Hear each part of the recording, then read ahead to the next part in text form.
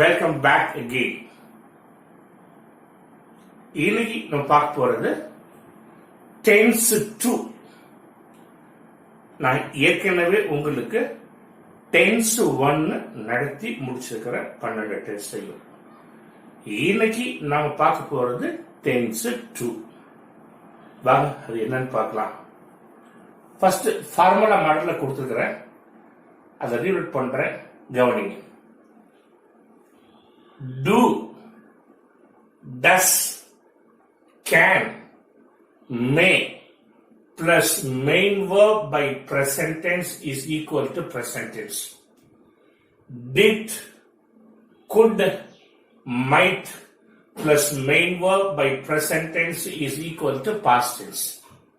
Shall, will plus main verb by present tense is equal to future tense. Am, are, is plus main verb by V1 plus ing is equal to present continuous tense. Was, were plus main verb by V1 plus ing is equal to past continuous tense. Shall be, will be plus main verb by V1 plus ing is equal to future continuous tense. Have, has plus main verb by V3 or past participle is equal to present perfect tense. Had plus main verb by V3 or past participle is equal to past perfect tense. Shall have, will have plus main verb by V3 or past participle is equal to future perfect tense. Have been, has been plus main verb by V1 plus ing is equal to present perfect continuous tense. Had been plus main verb by V1 plus ing equal to past perfect continuous tense. Shall have been, will have been plus main verb by V1 plus ing is called future perfect continuous tense. புரியுதுங்களா? Right. இப்போ கொஞ்சம் நல்லா கவனிச்சு பாத்துங்க. நான் ஏற்கனவே tense 1 நடத்தினீங்களா, அதுவும் இதுவும் ஒண்ணு தானா அல்லது ரெண்டு கம்ப்ளீட்டா வெவ்வேறையா, இல்ல ஒரு சில வித்தியாசம் மட்டும்தான் இருக்கா அப்படின்னு பாத்தீங்கன்னா, அங்க நான் உங்களுக்கு டென்ஸ டீடைல்டா நடத்திருந்தேன். சப்ஜெக்ட், வெர்ப், எந்தெந்த சப்ஜெக்டுக்கு எப்படி எல்லாம் வெர்ப் வரும் அப்படிங்கறத டீடைல்டா நடத்திருந்தேன். ஆனா நான் இங்க என்ன பண்ணிருக்கிறேன், ஃபார்முலா மெத்தட்ல கொடுத்திருக்கேன், அவ்வளவுதான். பட் அப்படி வித்தியாசம் இருக்கான்னு பாத்தீங்கன்னா இருக்குது. எங்க மட்டும்தான் இருக்குன்னா இந்த பிரசன்ட் டென்ஸ்லயும் பாஸ்ட் டென்ஸ்லயும் மட்டும்தான் இருக்குது. வேற 3ல ஆரம்பிச்சு 12 வரைக்கும் பாத்தீங்கன்னா நாங்க என்ன நடத்தணும்னோ அது அப்படியே இங்க ஃபார்முலா மெத்தட்ல கொடுத்துருக்கிறேன். உதாரணத்துக்கு ஃபியூச்சர் டென்ஸ் எடுத்துக்கோமே, ஐக்கு விக்கும் ஷல், மற்ற எல்லாத்துக்கும் வில், மெயின் இருப்பு வந்து V1 வரணும்னு சொல்லியிருந்தேன். இங்க என்ன கொடுத்துக்கிறேன், ஷல்லு வில்லு பிளஸ் மெயின் இருப்பு by V1 or present tense is equal to future tense கொடுத்துக்கிறேன். இப்ப பிரசன்ட் பர்ஃபெக்ட் எடுத்துங்க. ஐயு விதைக்கு ஹேவ், ஹீ சீட்டுக்கு ஹேஸ், மெயின் இருப்பு காமன் கொடுத்துருந்தேன். இங்க என்ன கொடுத்துக்கிறேன், have has plus main verb by V3 or past participle is equal to present perfect tense கொடுத்துக்கிறேன். சோ நல்லா கவனிங்க, இந்த 3ல ஆரம்பிச்சு 12 வரைக்கும் பாத்தீங்கன்னா நான் டென்ஸ் மாடல்ல என்ன நடத்தினோ அதை அப்படியே இங்க ஃபார்முலா மெத்தட்ல கொடுத்துக்கிறேன். சோ வித்தியாசம் இருக்குன்னா எங்க இருக்குன்னா ஃபர்ஸ்ட் 2 டென்ஸ் சிம்பிள் பிரசன்ட்லயும் சிம்பிள் பாஸ்ட்லயும் மட்டும்தான் இருக்குது. புரியுதுங்களா? இனிமேல் நான் உங்ககிட்ட அடிக்கடி டென்ஸ் ஃபர்ஸ்ட் மாடலா டென்ஸ் செகண்ட் மாடலா, டென்ஸ் ஃபர்ஸ்ட் மாடல் ஆக்சுவல் எடுத்துக்கணுமா டென்ஸ் செகண்ட் மாடல் ஆக்சுவல் எடுத்துக்கணுமா அப்படின்ற கேள்வியை கேட்டுட்டே இருப்பேன். When I say tense second model, it is applicable only to this simple present tense and the simple past tense. அதாவது நான் டென்ஸ் ரெண்டாவது மாடல்ல சொன்னாவே அது எந்த டென்ஸுக்கு மட்டும்தான் பொருந்தும்னா சிம்பிள் பிரசன்ட் டென்ஸுக்கும் சிம்பிள் பாஸ்ட் டென்ஸுக்கும் மட்டும்தான் பொருந்தும். ஏன்னா பாக்கி எல்லா டென்ஸும் மாடல்னு சொன்னாலும் சரி ரெண்டாவது மாடல்னு சொன்னாலும் சரி ரெண்டுமே என்னதான் சேம் ஒண்ணுதான். அதனால பாக்கி எல்லா டென்ஸையும் டென்ஸ் ஒண்ணுன்னு வச்சுக்குவோம். இந்த சிம்பிள் பிரசன்ட் சிம்பிள் பாஸ்ட் மட்டும் டென்ஸ் 2ன்னு வச்சுக்குவோம். Is that clear? ஓகே. இப்போ ஃபர்ஸ்ட் கொஸ்டின், ஏன் சார் இந்த ரெண்டு டென்ஸ் மட்டும் இங்க மாறுபடுது? மற்ற எல்லாமே ஒரே மாதிரி தானே இருக்குது, ஏன் சார் இந்த ரெண்டு டென்ஸ் மட்டும் இங்க மாறுபடுது? அதுக்கு பதில் சொல்ற கவனிங்க. இந்த ஆக்சிலரி 3 இடத்துல பயன்படும். Simple question, specific question, negative sentence. நல்லா கவனிங்க. Simple question, specific question, negative sentence. இது 3 வகையான வாக்கியத்துக்கு பாத்தீங்கன்னா இங்கிலீஷ்ல பேசும்போது எழுதும் போதோ நம்மளுக்கு ஆக்சிலரி வெர்பும் வரணும், மெயின் வெர்பும் வரணும், ரெண்டும் சேர்ந்ததுதான் ஒரே வார்த்தை வெர்பா இருக்கும். ஆனா இப்ப டென்ஸ் மாடல் படி எடுத்துக்கிட்டோம்னா இந்த சிம்பிள் பிரசன்ட் சிம்பிள் பாஸ்ட் என்ன சொல்லி கொடுத்தேன்? ஒன்னு பி வெர்ப மட்டும் வச்சு வாக்கியம் அமைக்கலாம் அல்லது மெயின் வெர்ப மட்டும் வச்சு வாக்கியம் அமைக்கலாம். ஆனா பி ஃபார்ம் வெர்பு வந்துச்சுன்னா மெயின் வெர்பு வரக்கூடாது, மெயின் வெர்பு வந்துச்சுன்னா பி ஃபார்ம் வெர்பு வரக்கூடாது சொல்லி கொடுத்துருக்கிறேன். ஆனா இப்ப கவனிங்க, நடைமுறையில சிம்பிள் கொஸ்டினுக்கோ ஸ்பெசிபிக் கொஸ்டினுக்கோ நெகட்டிவ் சென்டென்ஸுக்கோ கண்டிப்பா நம்மளுக்கு ஆக்சிலரி வெர்பும் வரணும், மெயின் வெர்பும் வரணும், ரெண்டும் சேர்ந்துதான் ஒரே வார்த்தை வெர்பா அமையும். அதனாலதான் இந்த ரெண்டு டென்ஸுக்கு மட்டும் இங்க வேற ஒரு ஆக்சிலரி வெர்பை சப்ஸ்டிடியூட் பண்றோம். புரியுதுங்களா? இப்ப ஏன் மாறுபடுதுங்கிறத புரிஞ்சுக்கிட்டாச்சு. அடுத்து இந்த மாடல் எங்கதான் யூஸ் ஆகும்னா நான் ஏற்கனவே இப்ப சொன்ன மாதிரி சிம்பிள் கொஸ்டினுக்கு யூஸ் ஆகும், ஸ்பெசிபிக் கொஸ்டினுக்கு யூஸ் ஆகும், நெகட்டிவ் சென்டென்ஸுக்கு யூஸ் ஆகும். மூணாவது, சார் என்ன சார் இங்க குழப்பமா இருக்கிற மாதிரி? சரிங்க சார், ஒரு சின்ன கேள்வி நமக்கு தோணும். என்ன தோணும் பாத்தீங்கன்னா, சார் மாடல் படி present tense auxiliary verb am, are, is. ரெண்டாவது மாடல் படி பாத்தீங்கன்னா do, does, can, may plus main verb by present tense equal to பிரச்சனை கொடுத்துருக்கீங்க. இப்ப எங்களுக்கு என்ன சந்தேகம்னா, எப்போ எந்த சூழ்நிலையில நான் மாடல் ஆக்சிலரி வெர்பு எடுத்துக்கணும், எந்த சிச்சுவேஷன்ல ரெண்டாவது மாடல் ஆக்சிலரி வெர்பு எடுத்துக்கணும் அப்படிங்கறத நம்மளுக்கு கன்ஃபியூஷன் அல்லது கேள்வி. ரொம்ப சிம்பிளுங்க. ஒரு வாக்கியத்துல மெயின் வெர்பு இருந்துச்சுன்னா நம்ம எடுத்துக்க வேண்டியது ரெண்டாவது மாடல் ஆக்சிலரி வெர்ப். ஒரு வாக்கியத்துல மெயின் வெர்பே இல்லைன்னா நம்ம எடுத்துக்க வேண்டியது மாடல் ஆக்சிலரி வெர்ப். திரும்பவும் சொல்றேன், கவனிங்க. ஒரு வாக்கியத்துல மெயின் வெர்பு இருந்துச்சுன்னா, ஆக்சுவலா இது எங்கதான் யூஸ் ஆகும் சொன்னேன், simple question, specific question, negative sentence, இது 3க்கும் பொருந்தும் சொன்னேன் இல்லையா? சோ இது 3லையும் பாத்தீங்கன்னா மெயின் வெர்பு இருந்துச்சுன்னா நம்ம எடுத்துக்க வேண்டியது ரெண்டாவது மாடல் ஆக்சிலரி வெர்பு. மெயின் வெர்பே இல்லையா? ஆமா சார், அப்ப நம்ம எடுத்துக்க வேண்டியது மாடல் ஆக்சிலரி வெர்பு. இது ஏன் சொல்றேன்னா, நான் டென்ஸ் மாடல் நடத்தும் போது தெளிவா சொல்லியிருந்தேன். பிரசன்ட் டென்ஸுக்கும் பாஸ்ட் டென்ஸுக்கும் ஒன்னு பி ஃபார்ம் வெர்ப்ஸ் மட்டும் வச்சு வாக்கியம் அமைக்கலாம் அல்லது மெயின் வெர்பை மட்டும் வச்சு வாக்கியம் அமைக்கலாம். ஆனா பி ஃபார்ம் வெர்பு வந்துச்சுன்னா மெயின் வெர்பு வரக்கூடாது, மெயின் வெர்பு வந்துச்சுன்னா பி ஃபார்ம் வெர்பு வரக்கூடாதுங்கிறது தெளிவா சொல்லியிருந்தேன். ஆனா இங்க என்ன சொல்றேன், ஆக்சிலரி வெர்பு இருக்கணும், கண்டிப்பா மெயின் வெர்பு இருக்கணும், ரெண்டும் சேர்ந்ததுதான் ஒரே வார்த்தை வெர்பு அப்படின்னு சொல்றேன். ஏன்னா இப்ப simple question, specific question, negative பாத்தீங்கன்னா மோஸ்ட்லி ஆக்சிலரி வெர்பு வரணும், மெயின் வெர்பு வரணும், ரெண்டும் சேர்ந்துதான் ஒரே வார்த்தை வெர்பா இருக்கும்.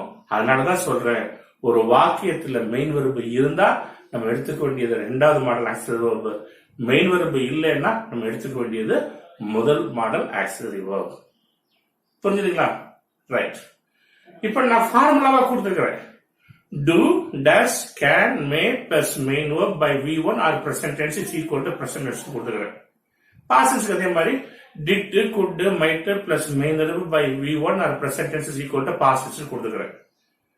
இப்போ இந்த ரெண்டு டென்ஸையும் நான் உங்களுக்கு திரும்பவும் டீடைல்டா எக்ஸ்பிளைன் பண்ணணும். அது எப்படிங்கறத பார்க்கலாமா? ரைட். Present tense.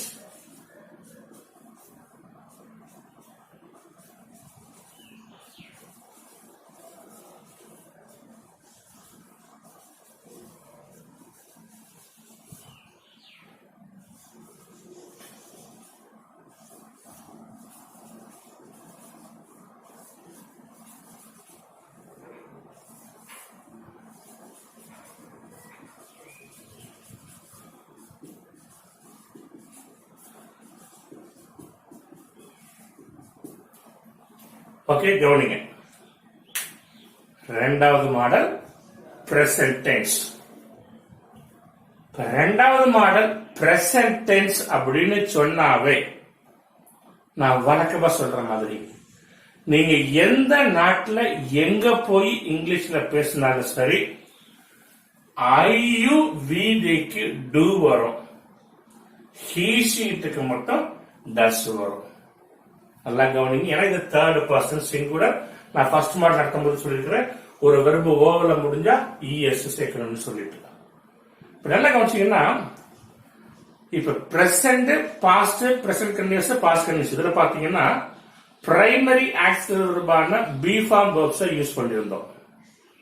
பெர்ஃபெக்ட் டென்ஸ்ல பாத்தீங்கன்னா பிரைமரி ஆக்சிலரி வெர்பான ஹேவ் வெர்ப்ஸ் பயன்படுத்தி இருந்தோம்.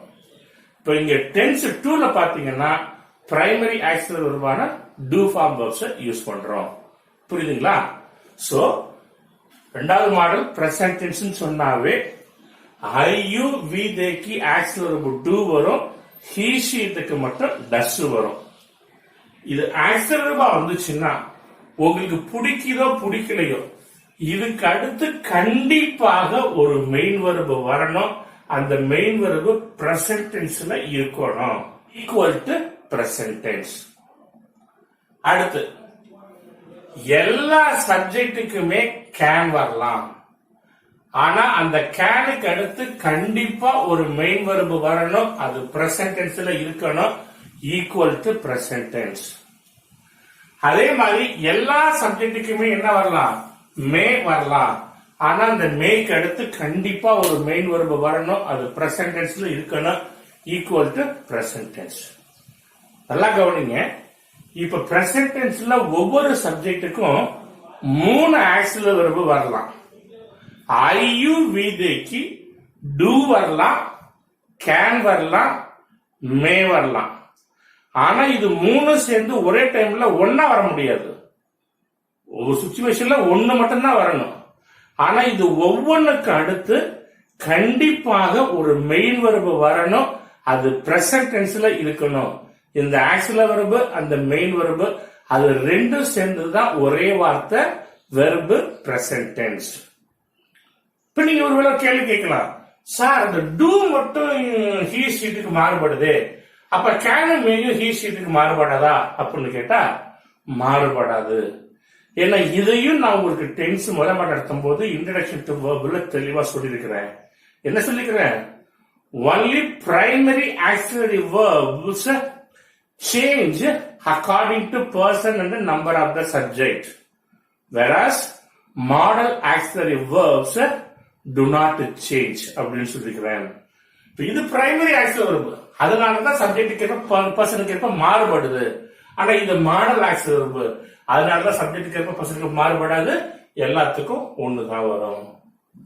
இப்போ எந்தெந்த சப்ஜெக்டுக்கு என்னென்ன ஆக்சிலரி வெர்ப் சந்தேகம் இல்லைல்ல? ரைட்.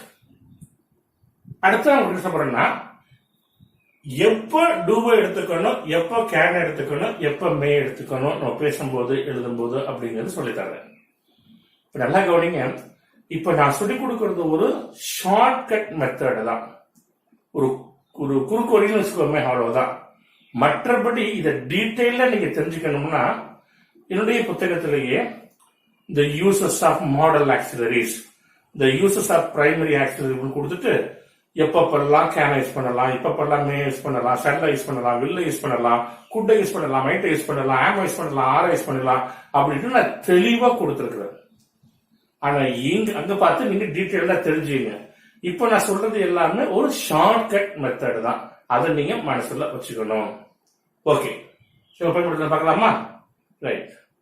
நார்மலாங்க எந்த ஒரு வாக்கியத்தையும் 3 வகையா எழுதலாம். பாசிட்டிவா எழுதலாம், நெகட்டிவா எழுதலாம், கொஸ்டினா எழுதலாம். பாசிட்டிவா எழுதலாம், நெகட்டிவா எழுதலாம், கொஸ்டினா எழுதலாம், இல்லைங்களா? இப்ப உதாரணத்துக்கு பாருங்க, ஐ பிளே கிரிக்கெட். இது பாசிட்டிவ் சென்டென்ஸ். நார்மலா எந்த ஒரு சிச்சுவேஷன்லயும் ஐ யூ வி தே சப்ஜெக்டா இருந்தா டூவை எடுத்துக்கங்க, he she சப்ஜெக்டா இருந்தா டஸ் எடுத்துக்கங்க. திரும்பவும் சொல்றேன், generally in all the situations if the subjects are I, you, we, they, please make use of the auxiliary verb do. If the subjects are he, she, it, please make use of the auxiliary verb does. அது எப்படிங்கிறத இந்த example சொல்ல போறேன். Positive sentence இப்ப negative sentence convert பண்ணணும். அப்ப நார்மலா பாத்தீங்கன்னா என்ன வரும்? I play cricket. அப்ப நான் விளையாடுறது எப்படி வரணும்? I not play cricket. இதுதான் நெகட்டிவ் சென்டென்ஸ், இல்லைங்களா? நார்மலா பாத்தீங்கன்னா I play cricket, I not play cricket. நான் கிரிக்கெட் விளையாடுறேன், நான் கிரிக்கெட் விளையாடல, அப்படிதான் இருக்கிற மாதிரி தோணும். ஆனா இப்ப இந்த வாக்கியம் ரைட்டா அப்படின்னு கேட்டா தவறு.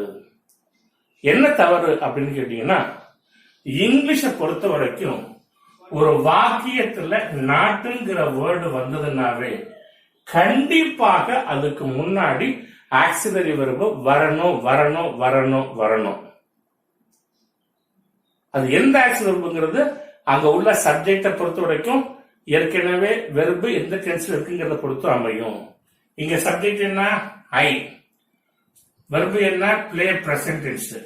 இங்க மெயின் வெர்பு இருக்குது. அப்ப எடுத்துக்க வேண்டியது 2வது மாடல் ஆக்சிலரி வெர்பு சொல்லிக்கிறேன்.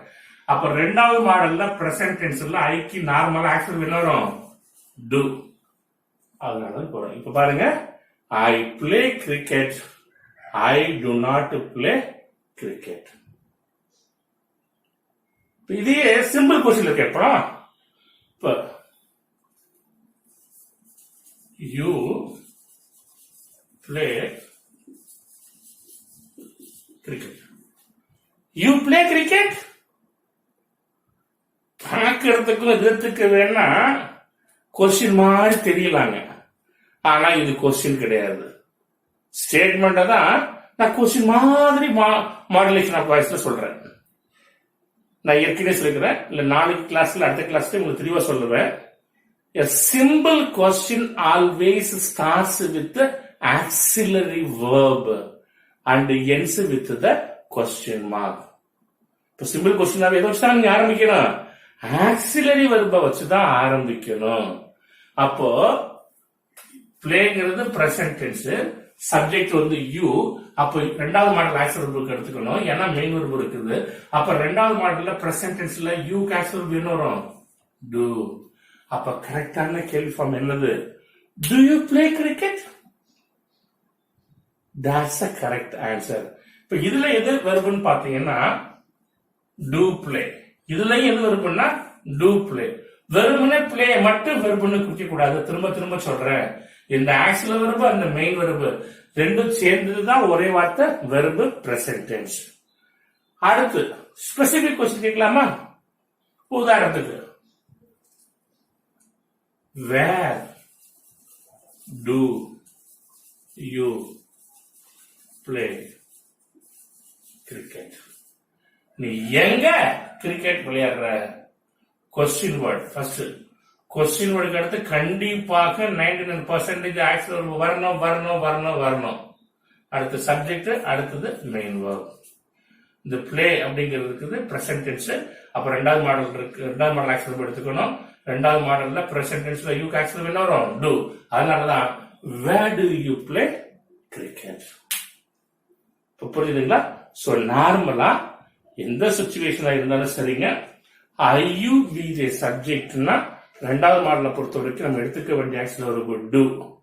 ஹீ ஷிஃப்டா இருந்துச்சுன்னா டஸ். ஃபார் எக்ஸாம்பிள் ஹீக்கு இருக்கிற பார்ப்போமே.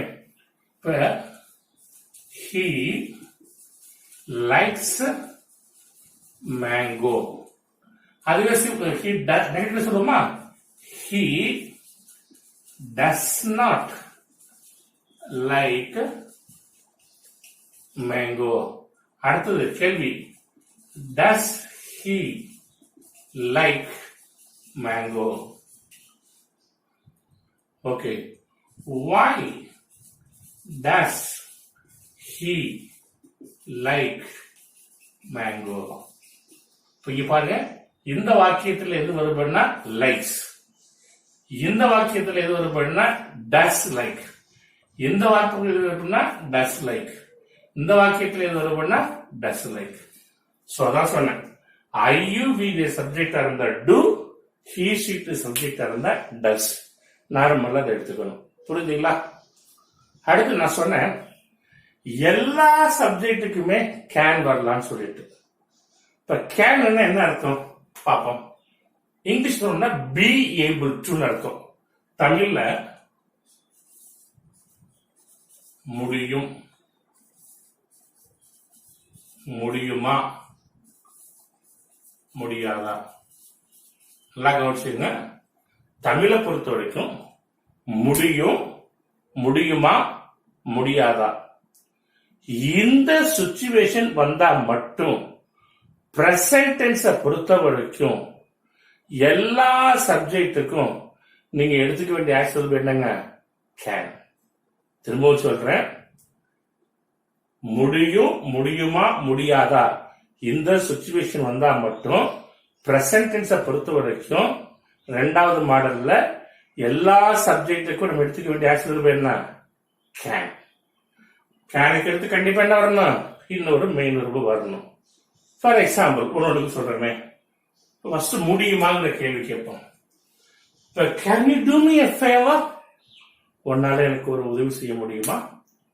இப்ப can you speak in English, உன்னால இங்கிலீஷ்ல பேச முடியுமா? கேன் யூ கம் ஹியர், உன்னால இங்க வர முடியுமா? கேன் யூ பிரிங் இட், உன்னால அதை கொண்டு வர முடியுமா? இது மாதிரி முடியுமா, முடியுமான்னு வச்சுன்னா கேன். அடுத்து முடியும், I can speak in English, என்னால இங்கிலீஷ்ல பேச முடியும். ஐ கேன் ஹெல்ப் யூ, என்னால உனக்கு உதவி செய்ய முடியும்.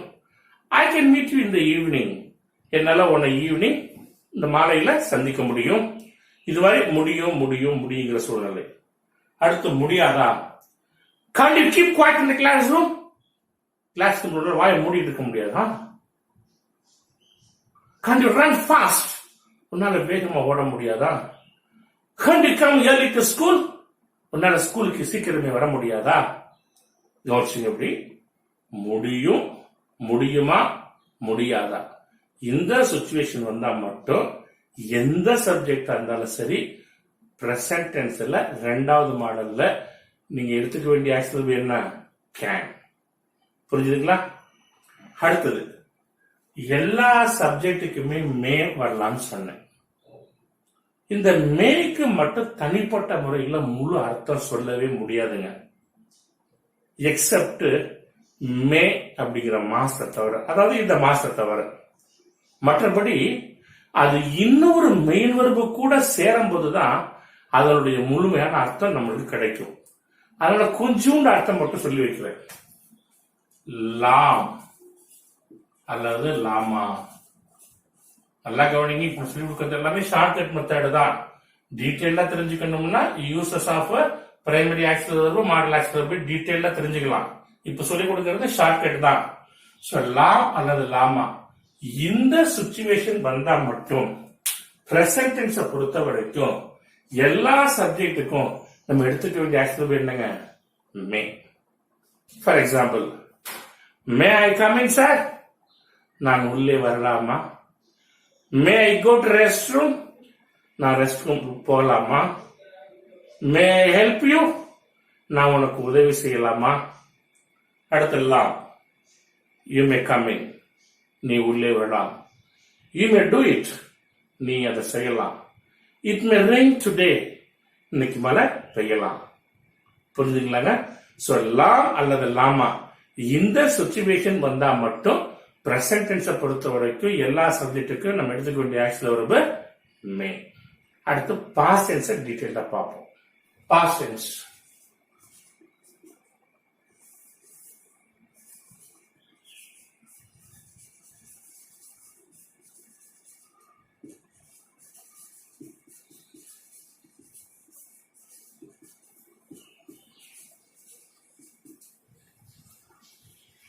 பாஸ்ட் டென்ஸை பொறுத்த வரைக்கும் பாத்தீங்கன்னா எல்லா சப்ஜெக்டுக்குமே டிட் வரலாம். ஆனா அந்த டிட்டுக்கு அடுத்து கண்டிப்பா ஒரு மெயின் வெர்பு வரணும். அந்த மெயின் வெர்பு பிரசன்ட் டென்ஸ்ல இருக்கணும். ஆனா ஈக்குவல் டென்ஸ் பாஸ்ட் டென்ஸ். அதே மாதிரி எல்லா சப்ஜெக்டுக்குமே என்ன வரலாம், குட் வரலாம். ஆனா அந்த குட்டுக்கு அடுத்துக்கு ஒரு மெயின் வெர்பு வரணும். அது கண்டிப்பா பிரசன்ட் டென்ஸ்ல தான் இருக்கணும். ஆனா ஈக்குவல் டென்ஸ் பாஸ்ட் டென்ஸ். அடுத்து எல்லா சப்ஜெக்டுக்குமே என்ன வரலாம், மைட் வரலாம். ஆனா அந்த மைட்டுக்கு அடுத்து கண்டிப்பா ஒரு மெயின் வெர்பு வரணும். அது பிரசன்ட் டென்ஸ்ல இருக்கணும். ஆனா equal to past tense.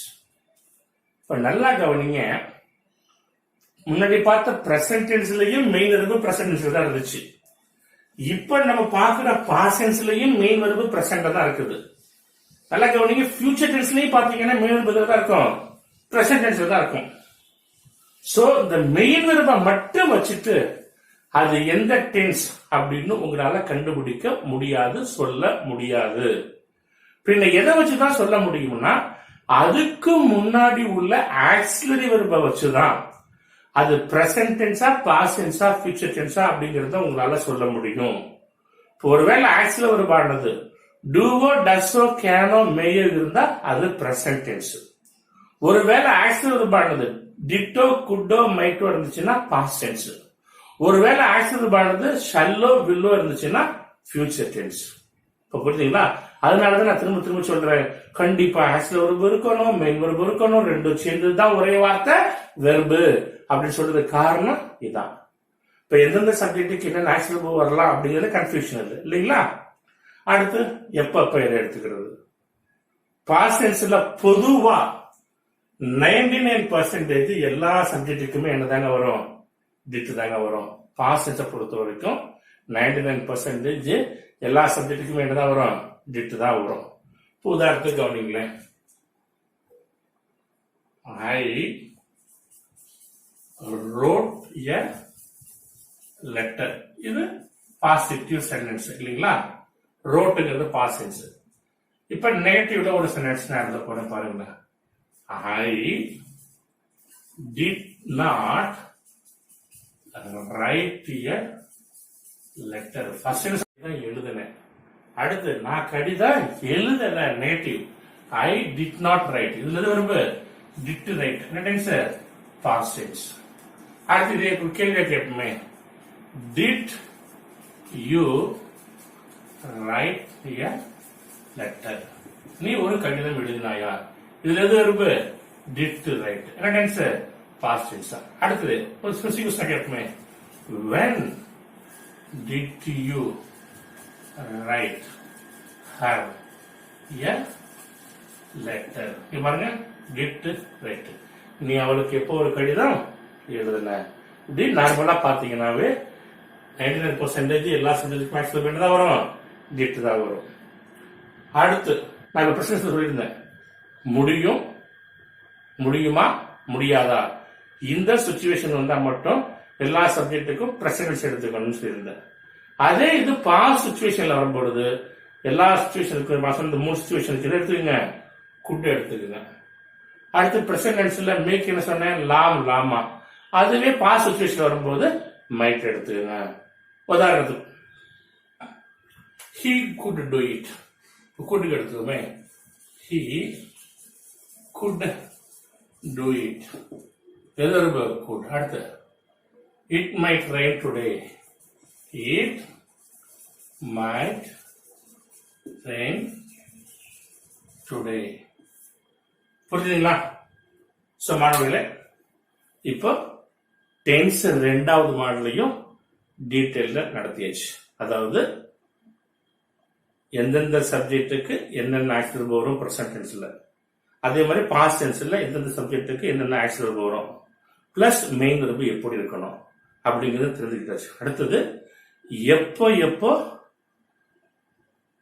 Two எடுத்துக்கணும், டஸ் எடுத்துக்கணும், கேன் எடுத்துக்கணும், மே எடுத்துக்கணும், டிட் எடுத்துக்கணும், குட் எடுத்துக்கணும், மைட் எடுத்துக்கணும், யூஸ் பண்ணணும் அப்படிங்கறதையும் சொல்லி கொடுத்தாச்சு. அடுத்தது எங்கதான் யூஸ் ஆகுங்கிறதையும் சொல்லி கொடுத்தாச்சு. புரிஞ்சுங்களா? நான் டென்ஸ்னு சொன்னாவே அது டென்ஸ் முதல் மாடல் இருக்கட்டும் அல்லது ரெண்டாவது மாடலா இருக்கட்டும், எந்தெந்த சப்ஜெக்டுக்கு என்னென்ன ஆக்சிலரி வரும் பிளஸ் மெயின் வெர்பு எப்படி இருக்கும் அப்படிங்கிறத தரோவா மனப்பாடம் பண்ணிருக்கணும். டென்ஸ் உங்களுக்கு மனப்பாடமா தெரியலன்னா ஐ கேன் அஷ்யூர் யூ, சொல்றது கஷ்டமா தான் இருக்குது, you can never talk in English. கண்டிப்பா உங்களால இங்கிலீஷ்ல பேசவே முடியாது. So tense is like our breath, மூச்சு மாதிரி. அதனால தயவு செஞ்சு நான் டென்ஸ் முதல் மாடல் நடத்துறதையும் சரி இப்போ நடத்துறதையும் சரி மனப்பாடம் பண்ணிக்கோங்க. It should be in your finger tips. மனப்பாடம் பண்ணா மட்டும்தான் உங்களால இங்கிலீஷ்ல எழுத பேச முடியும். இன்னும் 2 கிளாஸ் இருக்குது, என்னுடைய ஃபர்ஸ்ட் லெவல் கிளாஸ் முடியும். ஓகே மாணவர்களே, அத நாளைக்கும் அடுத்த கிளாஸ்லயும் நான் உங்களுக்கு சொல்லித்தர்றேன். நான் வழக்கமா சொல்ற மாதிரி தான் நான் நடத்துற இந்த கிளாஸ் உங்களுக்கு புரிஞ்சிருந்துச்சுன்னா, பிடிச்சிருந்துச்சுன்னா தயவு செஞ்சு நீங்க வாட்ச் பண்ணும்போது சப்ஸ்கிரைப் பண்ணுங்க. ரெண்டாவது, நீங்க உண்மையிலேயே சீரியஸா ஸ்போக்கன் இங்கிலீஷ்ல பேச கத்துக்கணும், எழுதணும் அப்படின்னு நினைச்சீங்கன்னா நான் சொல்ற எந்த கிளாஸையும் ஸ்கிப் பண்ணி பார்க்காதீங்க. ஸ்டார்டிங்ல இருந்து எண்டு வரைக்கும் பாருங்க. இப்ப நான் இது வரைக்கும் நான் 12 வீடியோஸ் போட்டிருக்கேன். இன்னைக்கு 13, 16, 15 வீடியோ வருது ஃபர்ஸ்ட் லெவல்ல. இந்த ஃபர்ஸ்ட் 15 வீடியோவையும் நீங்க ஸ்கிப் பண்ணாம ஆரம்பத்துல இருந்து எண்டு வரைக்கும் பாத்தீங்கன்னா I can assure you that you will be able to frame your own sentences in English. இல்லன்னா I challenge you, you come and meet me in person. பாத்துக்கலாம் வேண்டாம். ஆனா படிச்சிருக்கணும், வார்த்தைகள் தெரியணும், டென்ஸ் மனப்பாடம் தெரிஞ்சுக்கணும், மனப்பாடம் பண்ணணும். எதுவுமே பண்ணாம எஃபர்ட் எடுக்காம எங்க என்ன பேச வையா பாப்பா, I am not God. மற்றபடி if you are willing to take risk, if you have understood what I have taught so far, certainly you will be able to frame your own sentence. அதனால skip பண்ணி பாத்தீங்கன்னா கண்டிப்பா இந்த class உங்களுக்கு உதவியா இருக்கவே இருக்காது. சோ நான் திரும்ப ரிக்வஸ்ட் பண்ணி கேட்டுக்கிறது, நான் போடக்கூடிய எந்த வீடியோ இருந்தாலும் பிகினிங்ல இருந்து எண்டு வரைக்கும் கவனிங்க, பாருங்க, புரிஞ்சுக்குங்க. Okay, we will meet in the next class tomorrow. Until then, bye. Thank you.